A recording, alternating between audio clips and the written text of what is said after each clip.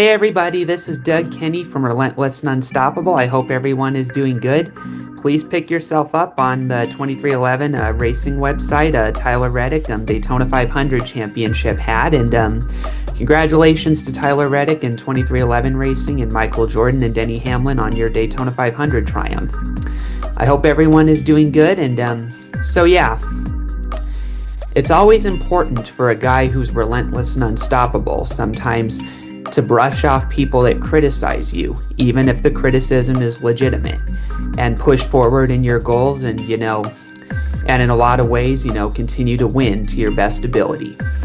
So as everybody knows, in my past, I had a beef with race car driver Brad Keselowski, and over the years, I've atoned for my actions that happened when the beef happened, from cyberbullying people to writing very critical things about Brad that were just sort of overkill. And it was all because I held some hate in my heart that to this day I really regret. So it was one of those things where over time I let my actions speak, and I ended up repenting from my sins and misdeeds during those years. And I call the 3-year period of October 11th, 2014 to early 2017 the Brad Keselowski phase.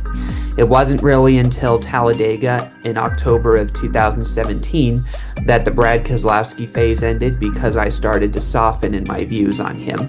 And it took over the course of a decade, but finally at the end of 2024, towards the end of it, I wrote a very popular and really good statement, owning my earlier actions and understanding that, sometimes, God chooses to forgive people that you don't expect to forgive, and in the end, it was not my place to decide that, that Brad was deserving or undeserving of forgiveness. So, well, anyway, during my beef with Brad Keselowski, what happened was, as everybody knows, on October 11th, 2014, during the Bank of America 500, Brad, after a year where he was getting into some trouble, often caused by him, towards his fellow competitors, he crossed the line in a way where NASCAR didn't have a choice but to take action against him.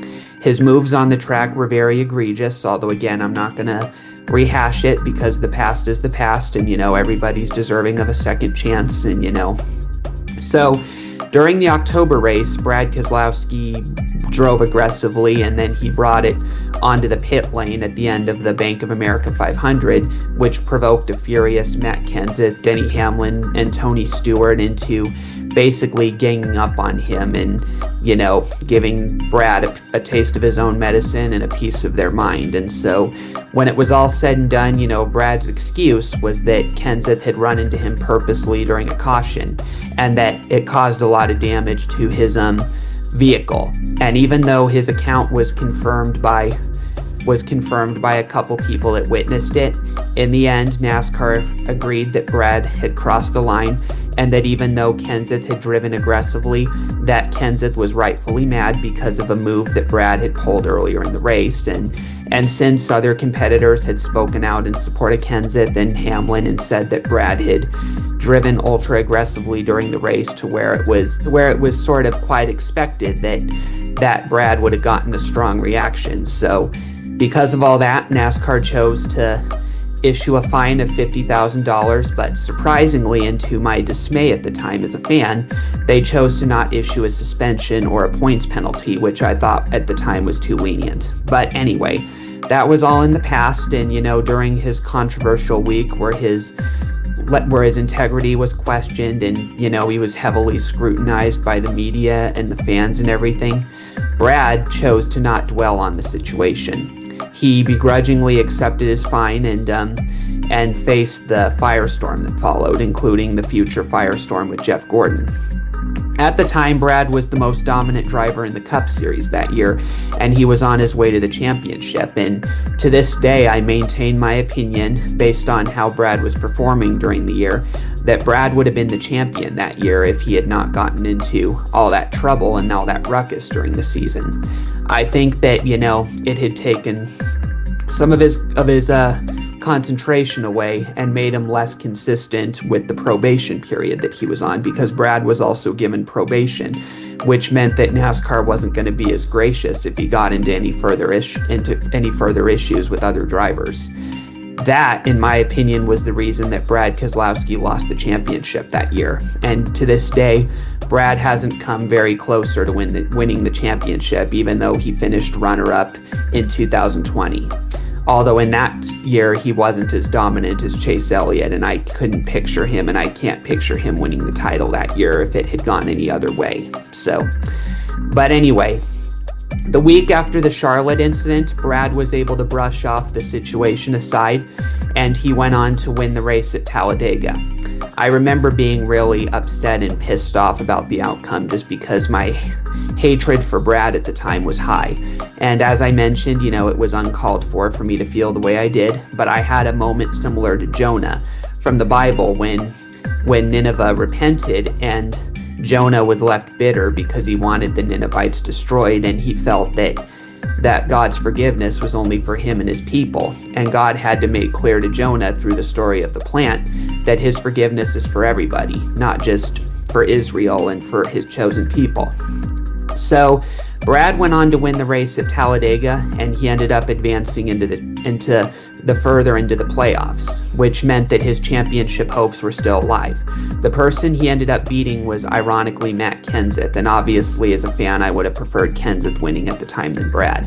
Even though I was very upset about the outcome, however, after some years of reflecting, I've come to realize that, in the end, that was a story of resilience unto itself.